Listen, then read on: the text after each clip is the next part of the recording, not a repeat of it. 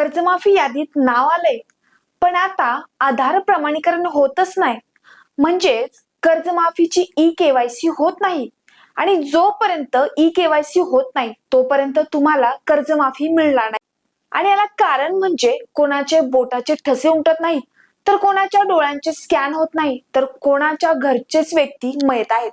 मग अशा वेळी उपाय आहे तरी काय? तर शेतकरी बंधूंनो, यावर हा व्हिडिओ आहे, तर शेवटपर्यंत नक्कीच पहा.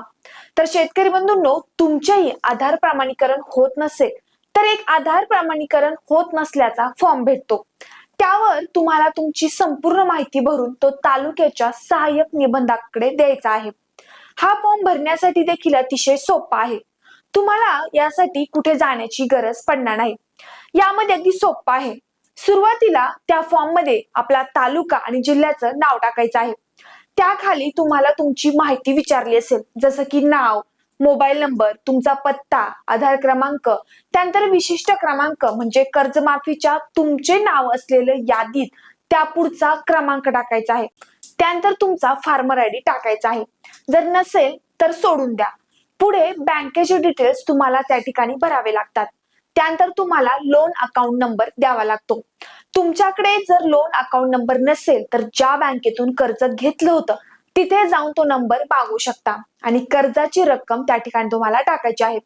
त्यानंतर फॉर्म मध्ये खाली तुम्हाला तुमचे आधार प्रमाणीकरण न होण्याची कारण विचारले असता. जे काही कारण असेल त्या ठिकाणी तुम्हाला टिक मार्क करायचे आहे. संपूर्ण फॉर्म भरून झाल्यावर त्याचे फॉर्मवर काही कागदपत्रे जोडण्याची विनंती असते. त्याप्रमाणे तुम्हाला बाकी कागदपत्रे त्या फॉर्म सोबतच जोडून द्यायची आहेत.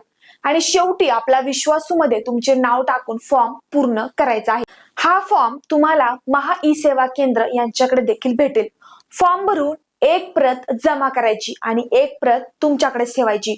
1 महिन्याने पुन्हा जाऊन त्याची काय प्रोसेस झाली याची चौकशी करून तुम्ही पुढील प्रोसेस देखील करू शकता.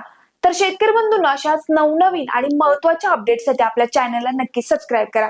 सोबतच हा महत्त्वपूर्ण व्हिडिओ आपल्या बाकी शेतकरी बंधूंना देखील पाठवायला विसरू नका. धन्यवाद.